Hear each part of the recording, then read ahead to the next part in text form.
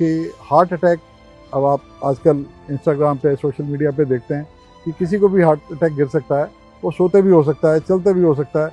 और जबकि ये तो हाई थ्रिल राइड्स हैं, ऊपर एक राउंड लेने के बाद अगर वो अपना होश आवास खो बैठी हैं और उसकी अपनी पकड़ नहीं है उस झूले पे, तो देन जो वजन है वो 80 किलो का वजन है। वो उसका जब आप राइड घूमती है और उसको 80 किलो वजन हो, 240 किलो वजन हो जाएगा, तो वो बेल्ट को तोड़ देगा, पिन को तोड़ देगा।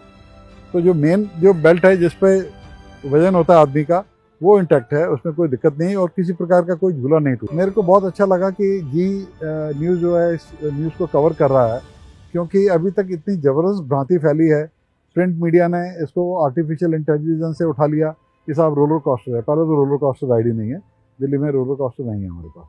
और उसके बाद दूसरा, कोई भी झूला नहीं टूटा है, कोई उसकी जो मेन हार्नेस होती है वो भी नहीं टूटी है। अब ये जांच का विषय है कि उस लड़की को क्या हुआ, कि वो क्योंकि ओपन एनीवेयर आप कार चलाते हैं, आपकी कार का एक्सीडेंट हो जाता है, आप बहुत सुरक्षित ड्राइवर हैं, मगर सामने वाला आके मर जाता है तो फिर क्या?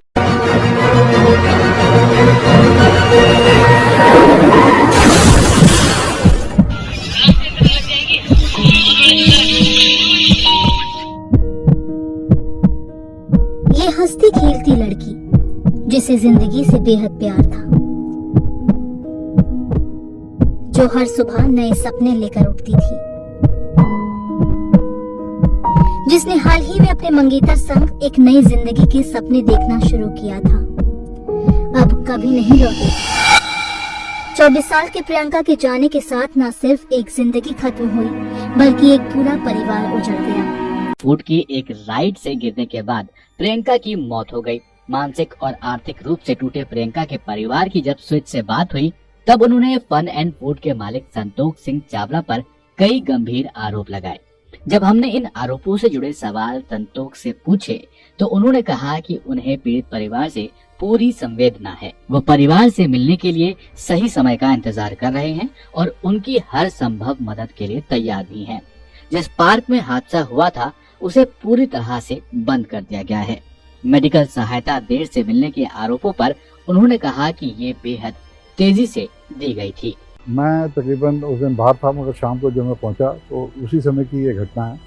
और मेरे को ऑपरेटर ने आके सूचित किया और उसी समय फिर उसको देखा कि वो जो लड़की को उठा के लेके जा रहे थे। मैं सबसे पहले एक बात तो निश्चित रूप से कहना चाहूँगा कि परिवार के साथ जो हादसा हुआ है उसमें हमारी हार्दिक गहरी संवेदना है। ये जो नुकसान हुआ है इसकी तो भरपाई कोई कर नहीं सकता। तो अब भगवान से ये प्रार्थना है कि मृतक की आत्मा को भगवान शांति दे और यथासंभव जो भी हमारे से हेल्प बन पड़ेगी हम करेंगे। अभी हमारा जाना ठीक नहीं है उनसे बात करना, क्योंकि अभी वो इस मानसिक स्थिति में नहीं है, इस स्टेट ऑफ माइंड में नहीं है कि उनके पास अभी जाएं तो कुछ गड़बड़ ना हो जाए। और अभी लीगल मैटर भी चल रहा है, केस इज अंडर इन्वेस्टिगेशन, उनको कहीं ऐसा न लगे कि हम उनको इन्फ्लुएंस कर रहे हैं। तो अभी जाने का नहीं, मगर भविष्य में उनसे मुलाकात करेंगे और उनके साथ हम खड़े हैं निश्चित रूप से। मेरी श्रद्धांजलि बिटिया के साथ है और मेरी हाथ जोड़ के प्रार्थना है कि वो भी संयम बरतें और हम निश्चित रूप से उनसे संपर्क करेंगे। मगर अभी अगर मैं जाता हूं तो कानूनी अड़चन में पड़ सकती है बात, तो हम ये चाहते हैं कि किसी भी प्रकार से वो आएँ, मेरे पास आएँ अगर, तो उनका स्वागत है। और हम उनकी आर्थिक रूप से भी जो हमारी जो संभव हमारी कोशिश होगी हम करें। हमको आदेश दिया गया कि एक राइड बंद कर कीजिए आप। हमने पूरा पार्क बंद कर दिया है, अम्यूजमेंट पार्क, एंड हम इसको चलाने की स्थिति में नहीं है, क्योंकि मानसिक प्रेशर बहुत ज़्यादा है कि भगवान ना करे कल को कुछ होगा तो हम नहीं झेल पाएंगे। इससे अच्छा इसको बंद कर दीजिए। 1 मिनट में एम्बुलेंस साथ में खड़ी थी और 20 सेकंड में मैडम को वहाँ पर ले गए ऑफिस के सामने, और 1 मिनट के अंदर, जितनी देर मतलब अपनी बाउंड्री में ही है, उसी समय 1 मिनट लगता है जो भी इंसिडेंट होता है, तो एटलीस्ट इतनी देर लगती है। तो 1 मिनट के अंदर अंदर उसको बाहर ले गए थे। मगर सड़क के ऊपर कितना रश है वो आपको जो उनके साथ में है वो बता पाएंगे कि जो हमारे साथ में 2-3 एम्बुलेंस के साथ में 2-3 जो लोग गए थे, तो उन्होंने देखा कि गाड़ी से बाहर निकल के भी ट्रैफिक को हम डिस्बर्स कराने की कोशिश कर रहे थे कि एम्बुलेंस तुरंत से तुरंत हॉस्पिटल में पहुंच सके। समय से फर्स्ट एड नहीं मिलने के आरोपों पर उन्होंने कहा कि उनके यहाँ बेसिक फर्स्ट एड मौजूद रहता है, चावला ने दावा किया कि जब से पार्क खुला है तब से यहाँ 1.5 करोड़ के करीब लोग आ चुके हैं और ये अपनी तरह का पहला हादसा है। उन्होंने ये भी कहा कि हादसे के बाद प्रियंका को तुरंत पास के अस्पताल ले जाया गया। वहाँ से रेफर किए जाने के बाद उन्हें मणिपाल हॉस्पिटल ले जाया गया। हमारे यहाँ मेजर एक्सीडेंट कुछ नहीं है, स्लिप एंड फॉल्स है, बच्चे भागते हैं, वो उनको जो साइंस है वो पढ़ने नहीं आते हैं एंड बच्चे don't follow the rules and regulation. तो उनके जो पेरेंट्स होते हैं यही कोशिश रहती है कि वो पढ़ें और अपने को बच्चों को भागने न देते हैं, अदरवाइज स्लिप एंड फॉल्स चोट लगती है, वो बैंडेज लग जाए, बस वही है। हम क्योंकि ये हॉस्पिटल नहीं है, we cannot put the stitches and do anything, उसके लिए फिर यहाँ पर हमारे बिल्कुल नज़दीक डॉक्टर हैं पिछले, क्योंकि विगत हम 33 वर्षों से इस पार्क को ओपन किए हैं और आप को हैरानी होगी कि after catering more than 1.5 crore people of Delhi क्या पीछे लोग कलकत्ता से भी आते हैं, ऑल ओवर इंडिया लोग हमारे पास आते रहे, क्योंकि हम राजधानी में स्थित हैं, तो जो भी लोग घूमने आते हैं वो यहाँ पर आते रहें और ऐसी आज तक कोई घटनाएं नहीं हुई। ये बहुत ध्यान देने वाली बात है कि नहीं तो ऐसी अगर राइड में इतने फॉल्ट होते या और भी किसी प्रकार की कमी रहती तो ये तो संख्या बहुत बड़ी हो जाती। ये तो 1.5 करोड़ जनता को कैटर किया और सिर्फ एक घटना हुई और उसमें भी अभी जांच जारी है। हम कोई आरोप नहीं लगा रहे हैं किसी के ऊपर कि क्या हुआ क्या नहीं, अभी जांच आने दीजिए, तो जो भी दोषी होगा उसको बिल्कुल सजा मिलनी चाहिए। बीच में भी एक डॉक्टर को दिखा दिया, डॉक्टर SS यादव हैं, वो ढूंढाहेड़ा में है, उसी समय उनको भी दिखा दिया गया। तो उन्होंने कहा कि इनकी स्थिति सीरियस है, इनको बड़े हॉस्पिटल में लेके जाइए, जो कि एक ट्रेंड भी है कि वो सब कहते हैं कि बड़े हॉस्पिटल में लेके जाइए। चावला ने मामले की मीडिया कवरेज को मीडिया ट्रायल करार दिया। उन्होंने कहा कि दिल्ली में कोई रोलर कोस्टर राइड है ही नहीं, जबकि मीडिया ने इसे रोलर कोस्टर राइड बताया। झूले या फिर हार्नेस के टूटने की बात को उन्होंने सरासर गलत बताया। उनकी अपील है कि पुलिस के पास CCTV फुटेज और बाकी सबूत हैं, जांच पूरी होने से पहले किसी को दोषी न ठहराया जाए।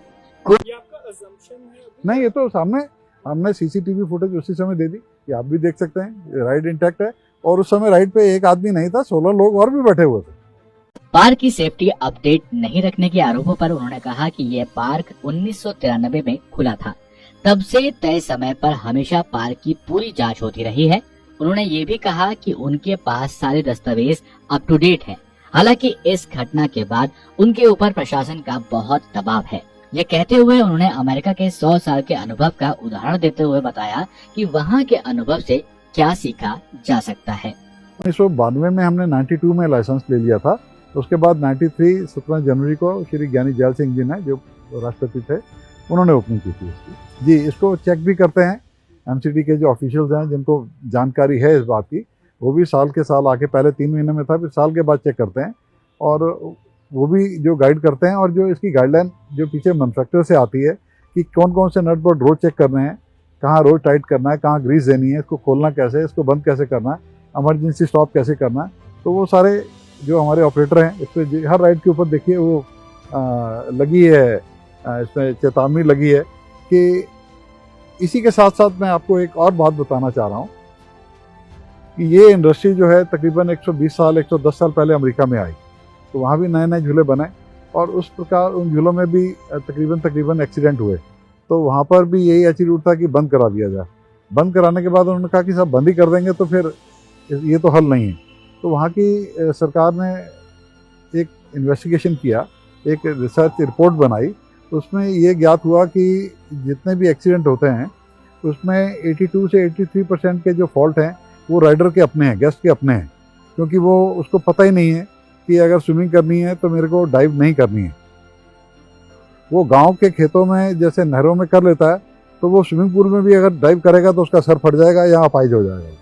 मगर गांव में क्या होता है कि नहर में कर लीजिए, नीचे कच्चा असर लगेगा भी तो कोई दिक्कत नहीं है। तो इसी प्रकार से जो 10 से 12% का जो फॉल्ट है वो आता है ऑपरेटर का, कि उसने नॉर्म्स नहीं लगाए हैं, उसने जहाँ पर लाइफ गार्ड 4 होने चाहिए वहाँ 2 लगा दिए, तो वो उसकी कमी है। और अगर उस पर लिखा है कि प्रेग्नेंट वुमेन को अलाउ नहीं करना चाहिए, तो आपको साइन लगाना है कि इस पर pregnant women is not allowed. वो ऑपरेटर की गलती है अगर वो साइन नहीं लगाता या ऑपरेट करने वाला बंदा ठीक से नहीं देता। उसके बाद 7 से 8% की जो गलती है वो राइडर उसकी मानी जाती है, मैन्युफैक्चरर की। वो राइड ही डिज़ाइन गलत हुई, कि जिस पे 10 लोग बैठे और 10 के बजाय 8 से वो चीज़ नीचे गिर गई, या तूफान आया तो राइड उलट गई। तो सरकार ने कहा कि इसका क्या इलाज है, तो उन्होंने कहा साहब इसमें अगर ज़्यादा फॉल्ट ऐसे आ रहा है, मैन्युफैक्चरर को हम घेर सकते हैं और जो ऑपरेटर है उसको भी घेर सकते हैं, राइडर को कैसे पकड़ें। तो उन्होंने अमेरिका में राइडर रिस्पॉन्सिबिलिटी लॉ भी लेकर आए कि साहब अगर आप गलत करेंगे तो आप भी उतने ही उत्तरदायी हैं जितने अब मैनेजमेंट है। तो इसका मैं आपको उदाहरण देता हूँ, इसका एग्जांपल दे देता हूँ। अमेरिका में आप अपने छोटे बच्चे को, 12 साल से कम छोटे बच्चे को आप फ्रंट सीट पे नहीं बिठा सकते हैं, और फ्रंट सीट पे बिठाते हैं और उसका एक्सीडेंट होता है और बच्चे की डेथ हो जाती है तो आपके ऊपर मर्डर का केस चलता है। आप कहेंगे साहब बच्चा मेरा है, मेरे ऊपर ही मर्डर का केस कर रहे हैं आप, तो ये किसी प्रकार से उचित नहीं है। मगर उन्होंने बनाया कि नहीं साहब अगर आप गलती करेंगे, गलती आप कोई भी करेंगे, अपने बच्चे को लेकर भी करेंगे। अब हमारे पास यहाँ पर राइड करते हुए 20 प्रकार के कंप्लेंट आते हैं। वो कहते हैं नहीं साहब हमने टिकट ले लिया, हमारे बच्चे को झूलना है। अब वो बड़ी राइड पे झूलना चाह रहा है छोटा बच्चा, छोटे बच्चे की राइड पे बड़ा झूलना चाह रहा है। तो उनको देखिए, हमारे पास तो, सरकार के पास तो एक प्रकार का डंडा भी है फाइन करने का। ये आप लोग अच्छे से जानते हैं कि कितने लोग सीट बेल्ट पहनते हैं, कितने लोग हेलमेट पहनते हैं, कितने लोग रेड लाइट नहीं क्रॉस करते हैं, सब करते हैं। हालांकि सरकार कानून बांध के रखा है कि आपके ऊपर फाइन करेंगे, मगर मेरे पास तो ऐसा कोई फाइन करने का सिस्टम नहीं है। बच्चों को, छोटे 5-6 साल के बच्चों को वाटर पार्क में छोड़ देते हैं अकेला, डाइव का आके करते हैं, सीधा सीधा डाइव करते हैं। उस पर लिखा है जगह जगह, आप जाके देखिए, पूरा वीडियो बनाइए, आपको पता चलेगा। जितने उत्तरदायी हम हैं उतना ही गेस्ट भी रिस्पॉन्सिबल है, वो भी अपनी सेफ्टी का ध्यान रखे। इस प्रकार से घटना आप कहीं पर भी जाते हैं। और इसमें एक बात और है, element of risk is there. वो मगर इंडिया में हमने कोशिश की थी, तो आपको पता है कि भारत में कानून अभी तो जो 100 साल पुराना कानून है अभी वो बदला गया है, तो इतना इजी नहीं है। अब ये इंडस्ट्री संगठित हुई है तो आप शायद कोशिश करेंगे कि कोई भी व्यापारी, कोई भी जो ऑपरेटर है वो ये नहीं चाहता कि उसके पार्क में किसी प्रकार की दिक्कत हो। तो आप देखिए साहब, मैं एक अच्छा एंटरटेनमेंट लोगों को देने की कोशिश कर रहा हूँ। हालांकि मेरे को इसमें बहुत कम कमाई है, इसमें ROI बहुत कम है। शायद मैं ज़मीन बेच के निकल जाता हूँ तो मेरे को पैसे बचते हैं, मगर कुछ मानसिक रूप से आप अपने माता पिता के बंधन से बंधे हैं। उन्होंने कहा कि नहीं साहब आपको इसी इंडस्ट्री में रहना है। मैं अगर और किसी बिजनेस में जाता हूँ, यहाँ बिल्डिंग बना देता हूँ तो मेरे को कई गुना ज़्यादा प्रॉफिट मिलता है, मगर मेरा बिजी रहने का तरीका, मैं बच्चों की स्माइल देखता हूँ तो मेरे को बहुत खुशी होती है। ये एलिगेशन लगते हैं मगर ये पूर्ण रूप से सत्य नहीं है, क्योंकि आपको क्या लगना चाहिए, आपको क्या लगता है। मैं आपसे प्रश्न कर रहा हूँ कि जो आदमी करोड़ों रुपए की जगह के ऊपर और करोड़ों रुपए की राइड्स लगाएगा, वो आपको लगेगा कि वो आदमी अपनी जगह पे चाहता है कि उसके जो गेस्ट हैं, उसके जो मेहमान हैं, वो सुरक्षित ना रहें, उसकी जगह पे एक्सीडेंट हो। आपको लगता है ऐसा हो सकता है? कभी भी नहीं। मेरे अपने पोते दोते भी इसी झूलों पे झूलते हैं। Accident can happen anywhere. आप कार चलाते हैं, आपकी कार का एक्सीडेंट हो जाता है, आप बहुत सुरक्षित ड्राइवर हैं, मगर सामने वाला आके मर जाता है तो फिर क्या करेंगे? जानकारी करता है नहीं तो साहब इसकी रेशो बहुत बढ़ जाए। और हमारी जो सरकार भी है और हमारा मीडिया, जब वो यूरोप से भी ज़्यादा सेंसिटिव हो गया है, हम यूरोप, क्योंकि हमारे यहाँ चैनल बहुत हो गए, कंटेंट बहुत कम है और न्यूज़ चैनल ज़्यादा हैं, तो आप भी लोग भी पीछे पड़ जाते हैं और कवर करना है, क्या करेंगे? तो कोई भी रिस्क लेना नहीं चाहेगा। आपको लगता है मैं रिस्क लेना चाहूँगा? मैं क्यों जेल में जाना चाहूँगा? मैं क्यों चलाऊँगा इसको? जब तक, मेरा तो यही मानना है, जब तक पूरी तरह जांच ना हो जाए, और जांच में समय लगता है। 4 दिन से लगातार MCD के ऑफिशियल भी आ रहे हैं, पुलिस वाले भी ऑपरेटर को बिठा के 4-4 दफ़ा क्वेश्चन कर रहे हैं। कल SDM साहब ने भी विजिट किया, डिजास्टर मैनेजमेंट वाले भी आ रहे हैं। हालांकि ऐसा कोई आपको ये डिजास्टर मैनेजमेंट का सीन नहीं है। कुछ राइड्स इंडिया में भी बनती हैं और वो एक्सपोर्ट करते हैं। अब जैसे हमने, हमारी जो स्लाइड्स हमारी ले रखी हैं वो 90 कंट्रियों में इंडिया की टॉप कंपनी है एरियन, उनसे ले रखी हैं। वो सारी सर्टिफिकेशन है हमारे पास। नहीं, मेंटेनेंस हम लोग, हमारे पास 250 आदमियों का स्टाफ है, वो देखता है। उनकी रोज की चेकलिस्ट है। सुबह आके पार्क 11 बजे शुरू होता है, 2 घंटे उनका मेंटेनेंस का समय है, पहले वो मेंटेन करते हैं। तो आप एक काम कीजिए, सुबह साहब 9 बजे आइए और मेरे स्टाफ से आप अंदर जाके एक स्टाफ से पूछ लीजिए कि आप कितने साल से काम कर रहे हैं और आपकी नॉर्मल रूटीन क्या है।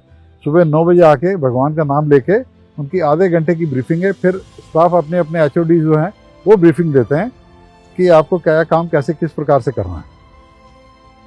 और इसमें मिस नहीं है, सिर्फ दिवाली वाले दिन की एक छुट्टी करते हैं, उसके बाद कोई मिस नहीं है।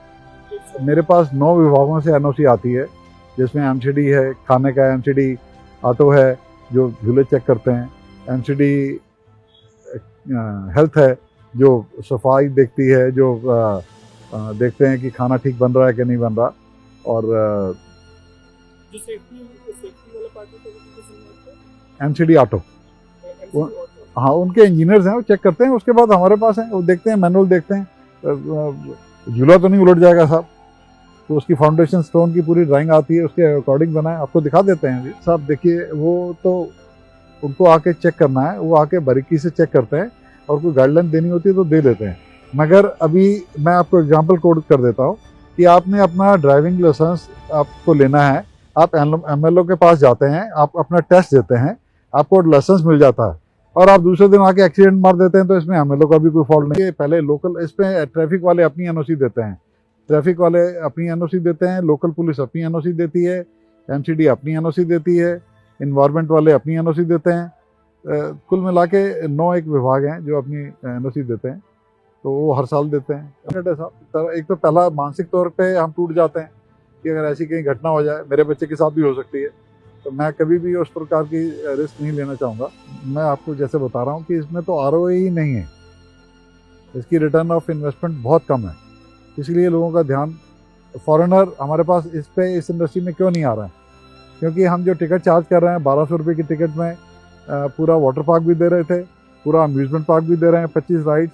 आप एक राइड की कीमत अगर आप किसी मॉल में लेते हैं तो आपको 200 रुपये देने पड़ते हैं, जबकि यहाँ पर 25 राइड्स हैं और 40 स्लाइड्स हैं, जिसमें वेव पूल भी है, लेजी रिवर भी है, स्विमिंग, सॉर्ट ऑफ स्विमिंग है, तो उसमें भी लोग एंजॉय करते हैं। टिकट कुछ भी नहीं, खाना भी दे रहे हैं 56 प्रकार के। बिल्कुल, मेरे पास कल मेरे को 2 घंटे का समय दिया गया कि आप सारी सर्टिफिकेशन अभी दीजिए, तो 2 घंटे में उनको रिप्लाई दिया कि सर्टिफिकेशन सारी है हमारे पास, और कोई 2027 तक 2029 तक सारी एप्लीकेबल है। वो इतनी क्वांटिटी में आता है। जो हमारी टिकट है वो बाहर बोर्ड लगा है कि उसका मानना है कि अगर आपने टिकट खरीदी, आप वो नियम कायदे पढ़ लीजिए कि आपको you have to follow that rules and regulation and you are binding with this agreement, कि आपको सारे के कानून यहाँ के जितने भी हैं वो मानने हैं।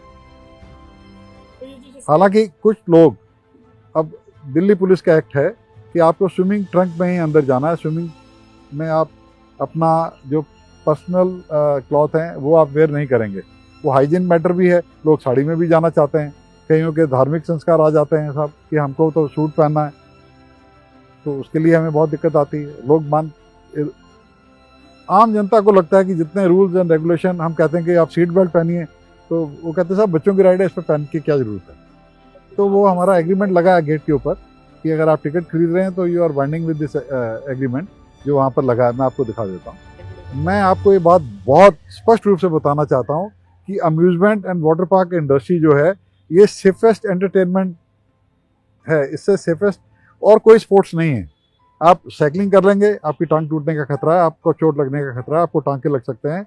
आप फुटबॉल खेल लेंगे, आप हॉकी खेलेंगे, आप रोलर स्केटिंग करेंगे, आप आइस स्कीइंग करेंगे, आप राफ्टिंग करेंगे, किसी भी प्रकार का स्पोर्ट्स आप करेंगे, ये सबसे सेफ है। नंबर्स ऑफ एक्सीडेंट की रेशो आप समझेंगे तो अगर 1.5 करोड़ जनता में एक एक्सीडेंट है, तो आप डिज्नी में लगा लीजिए कि उनके पास 15 करोड़ जनता आती है तो 2 एक्सीडेंट उनके पास ही हो जाते हैं। जापान में भी होते हैं। तो साहब आप ये मानिए कि अरबों रुपए की लागत से हवाई जहाज तैयार होते हैं, वो भी जहाज नीचे आ जाते हैं। अब उसमें ह्यूमन एरर भी हो सकती है, पायलट की भी एरर होती है और मशीन भी जाती है। अब आप कल्पना चावला हमारी चली गई, किसी ने महसूस किया था कि नासा भी गलती करेगा, तो कई गलतियां अनजाने में भी होती हैं, वो जानबूझ के नहीं की जाती। इस प्रकार के जो एक्सीडेंट या इंसिडेंट होते हैं, तो आप ये समझिए कि अगर वो इंटरनेशनल भी होता है, अगर वो अमेरिका की खबर आती है, यूएसए अपना जापान की खबर आती है, जर्मनी की खबर आती है कि वहाँ रोलर कोस्टर रुक गया, तो उसका असर हमारे पे भी पड़ता है। अगर अभी कहीं चेन्नई में कोई एक्सीडेंट होगा या कलकत्ता में होगा या बॉम्बे में होगा, तो उसका असर दिल्ली में भी मिलेगा और यहाँ का असर वहाँ पर भी जाएगा। ये पूरी दुनिया का ही है, क्योंकि आजकल अब तो हम ग्लोबल विलेज की बात करते हैं। ग्लोबल तो आजकल हर लोग मीडिया से अटैच हैं, यूट्यूब देखते हैं, तो सबको पूरी दुनिया में खबर हो जाती है कि साहब ये एक्सीडेंट यहाँ पर हुआ। ये भरा नहीं साहब, बिल्कुल बिजनेस 25% रह गया, 75% लोगों में फियर रहता है और फियर प्रिंट मीडिया या इलेक्ट्रॉनिक मीडिया या सोशल मीडिया इतना क्रिएट कर देता है कि तभी तो मैं बता रहा हूँ कि हम तो अगर फुल कैपेसिटी पे चलें तो भी वैलिडिटी बहुत कम आ रही है। तो तभी तो मैंने कहा कि हम इसको चलाने की स्थिति में नहीं है। सब मीडिया ट्रायल जो है ना वो बहुत बड़ा है। हमको अभी कोई रिजल्ट नहीं आया है, मगर हमको पहले हमको कन्विक्टेड कर देते हैं, वी आर विलिफाई कर दिया गया हमें। मैं सीधा नाम तो नहीं लेना चाहता हूँ, मगर कुछ बातें ऐसी हैं जो है वो इस देश का जो हमारा जो पूरा जो एटीट्यूड है वो जब तक सिस्टम है चेंज नहीं होगा तो हमें एक के ऊपर आरोप लगाना ठीक नहीं। हमारे पास 1.5 करोड़ जनता में कोई एक्सीडेंट नहीं हुआ, भगवान ने बहुत अच्छा किया। अब हो गया, इसको और देखेंगे। इसको एक राइड तो बंद कर दी है, हमें और लगेगा कि हम ये प्रेशर ले सकते हैं तो हम लेंगे, नहीं तो हम इस व्यापार को ही बंद कर देंगे। एक सवाल के जवाब में उन्होंने बताया कि एक बार खोलने के लिए राज्य के 9 विभागों से एनओसी लेनी पड़ती है। उनके मुताबिक कम प्रॉफिट मार्जिन वाला ये बिजनेस चलाना बहुत ज्यादा मुश्किल है। एडवेंचर का खेल है तो रिस्क भी इन्वॉल्व होता है। टिकट खरीदते ही राइडर इस रिस्क से जुड़े हुए खतरे के लिए कॉन्सेंट देता है, लेकिन ऐसा कॉन्सेंट लीगल नहीं होता है। वैसे उनके अनुभव के मुताबिक लोग नियम नहीं मानते हैं। उनका कहना है कि इस तरह की घटनाओं और मीडिया ट्रायल का असर बिजनेस पर पड़ता है और अगर यही हाल रहा तो वो ये बिजनेस बंद कर देंगे।